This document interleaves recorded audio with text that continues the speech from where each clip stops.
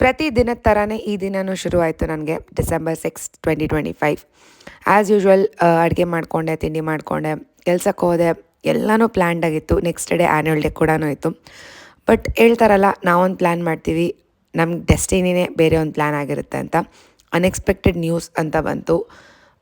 ನನ್ನ ಚೈಲ್ಡ್ಹುಡ್ ಮೆಮೊರೀಸಲ್ಲಿ ಅತಿ ಹೆಚ್ಚು ಕಾಲ ಕಳೆದಿದ್ದು and most precious beautiful memories ಅಂತಂದರೆ ನಮ್ಮ ತಾತ ಅಜ್ಜಿ ಜೊತೆ ಕಳೆದಿರುವಂಥ ಕಾಲ. ನಮ್ಮ ತಾತ ತುಂಬಾ ಡಿಸಿಪ್ಲಿನ್ಡ್ ಆಗಿದ್ದರು, ತುಂಬ ಪ್ರೀತಿ ಕೊಡೋರು, ತುಂಬಾ ಚೆನ್ನಾಗಿ ನೋಡಿಕೊಂಡ್ರು. ಅವರು ನಮ್ಮ ಜೊತೆ ಇಲ್ಲ ಅಂತ ಒಂದು ವಿಷಯ ತಿಳಿದಾಗ ತುಂಬಾ ದುಃಖ ಅಂತಾಯಿತು. ಯಾವುದೇ ವ್ಲಾಗ್ಸ್ ಆಗಲಿ ಮಾಡೋಕ್ಕಾಗಲಿಲ್ಲ ಅದಾದ ನಂತರ. ಇದು ಅವತ್ತಿನ ದಿನದ ವ್ಲಾಗ್ ಆಗಿರುತ್ತೆ.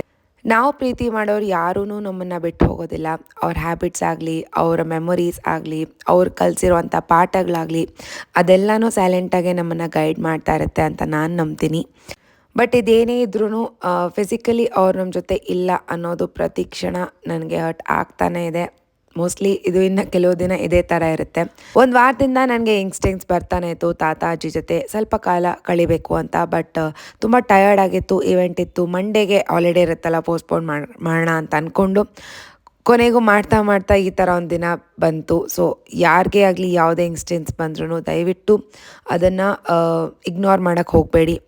ತಾತ ಅಜ್ಜಿ ಜೊತೆ ಮಾತಾಡಬೇಕು ಅಥವಾ ನೋಡಬೇಕು ಅಂತಂದರೆ ದಯವಿಟ್ಟು ಹೋಗಿ ನೋಡಿ ಅಂತ ಹೇಳ್ತೀನಿ. ನಮ್ಮ ತಾತ ಥರನೇ ಬೋಲ್ಡ್, ಸ್ಟ್ರಾಂಗ್, ಡಿಸಿಪ್ಲಿನ್ ಹಾಗೆ ಅವ್ರ ಗೈಡೆನ್ಸಿಂದಾನೇ ಮುಂದೆ ಹೋಗಬೇಕು ಅಂತ ಅಂದ್ಕೊಂಡಿದ್ದೀನಿ. Holding on to the beautiful memories and will miss him for ever.